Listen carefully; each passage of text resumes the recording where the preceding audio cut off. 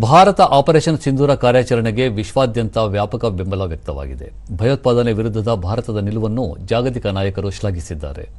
Operation ಸಿಂಧೂರದಲ್ಲಿ ಭಾರತದ ಕ್ರಮಗಳು ಸೇಡಿನ ಬಗ್ಗೆ ಅಲ್ಲ, ಬದಲಾಗಿ ಆತ್ಮರಕ್ಷಣೆ ಮತ್ತು ತನ್ನ ನಾಗರಿಕರನ್ನು ಸುರಕ್ಷಿತವಾಗಿಡುವ ಬಗ್ಗೆ ಇದ್ದವು ಎನ್ನುವುದು ವಿಶ್ವದ ನಾಯಕರಿಗೆ ಅರಿವಾಗಿದೆ. ಅಷ್ಟಕ್ಕೂ ಭಾರತ ಮೊದಲು ದಾಳಿ ಮಾಡಲಿಲ್ಲ, ಅದು ಭಯೋತ್ಪಾದನೆಗೆ ಮಾತ್ರ ಪ್ರತಿಕ್ರಿಯಿಸಿದೆ. ಭಾರತ ಭಯೋತ್ಪಾದನೆಯ ಎದುರು ಮೌನವಾಗಿರುವುದಿಲ್ಲ ಮತ್ತು ಅಗತ್ಯವಿದ್ದಾಗ ಸೂಕ್ತ ತಿರುಗೇಟು ನೀಡುತ್ತದೆ ಎಂಬ ಸಂದೇಶವನ್ನು ಆಪರೇಷನ್ ಸಿಂಧೂರ ರವಾನಿಸಿದೆ. ಜವಾಬ್ದಾರಿಯುತ ರಾಷ್ಟ್ರಗಳು ಭಾರತದ ಸಂರಕ್ಷಣೆಯ ಹಕ್ಕನ್ನು ಅರ್ಥ ಮಾಡಿಕೊಂಡಿವೆ ಮತ್ತು ಗೌರವಿಸುತ್ತವೆ ಎಂದು ವಿಶ್ವದ ಬೆಂಬಲವು ತೋರಿಸುತ್ತದೆ. ಶಾಂತಿಯೇ ಗುರಿ, ಆದರೆ ಭದ್ರತೆ ಇಲ್ಲದ ಶಾಂತಿ ಅಸ್ತಿತ್ವದಲ್ಲಿರಲು ಸಾಧ್ಯವಿಲ್ಲ ಎನ್ನುವುದು ವಿಶ್ವ ಮನಗಂಡಿದೆ. ಈ ಹಿನ್ನೆಲೆಯಲ್ಲಿ America, England, Israel, Saudi Arabia, Qatar ಮತ್ತು ಯುಎಇ ಸೇರಿದಂತೆ ಹಲವು ದೇಶಗಳು ಭಾರತದ ನಿಲುವನ್ನು ಬೆಂಬಲಿಸಿವೆ. ಈ ಕುರಿತು ಯುರೋಪಿಯನ್ ಒಕ್ಕೂಟ ಮತ್ತು ಅದರ ಎಲ್ಲ 27 ಸದಸ್ಯ ರಾಷ್ಟ್ರಗಳು ಏಕೀಕೃತ ಮತ್ತು ಬಲವಾದ ಹೇಳಿಕೆಯನ್ನು ನೀಡಿವೆ. ಅಮೆರಿಕ ಅಧ್ಯಕ್ಷ ಡೊನಾಲ್ಡ್ ಟ್ರಂಪ್ ಭಾರತದೊಂದಿಗೆ ಒಗ್ಗಟ್ಟನ್ನು ವ್ಯಕ್ತಪಡಿಸಿದ್ದಾರೆ. I want to see them work it out. I want to see them stop.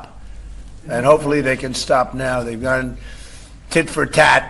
So hopefully they can stop now. But I know both. We get along with both the countries very well. Good relationships with both. And I want to see it stop. And if I can do anything to help, I will be there. England ವಿದೇಶಾಂಗ ಸಚಿವ David Lammy ಪ್ರತಿಕ್ರಿಯಿಸಿ, ಭಾರತ ಪ್ರತಿರೋಧ ವ್ಯಕ್ತಪಡಿಸಲು ಸೂಕ್ತ ಕಾರಣವಿದೆ ಎಂದು ಹೇಳಿದ್ದಾರೆ. ಮಾಜಿ ಪ್ರಧಾನಿ ರಿಷಿ ಸುನಕ್ ಪ್ರತಿಕ್ರಿಯೆ ನೀಡಿದ್ದು, ಯಾವುದೇ ದೇಶವು ಗಡಿಯಾಚೆಗಿನ ಭಯೋತ್ಪಾದನೆಯನ್ನು ಸಹಿಸಬಾರದು ಎಂಬ ಸಂದೇಶ ನೀಡಿದ್ದಾರೆ. ರಷ್ಯಾ ಪ್ರತಿಕ್ರಿಯಿಸಿ, ತಾನು ಎಲ್ಲ ರೀತಿಯ ಭಯೋತ್ಪಾದನೆಯನ್ನು ಖಂಡಿಸುವುದರ ಜೊತೆಗೆ ಇತ್ತೀಚಿನ ಬೆಳವಣಿಗೆಗಳ ಕುರಿತು ತೀವ್ರ ಕಳವಳ ವ್ಯಕ್ತಪಡಿಸಿದೆ.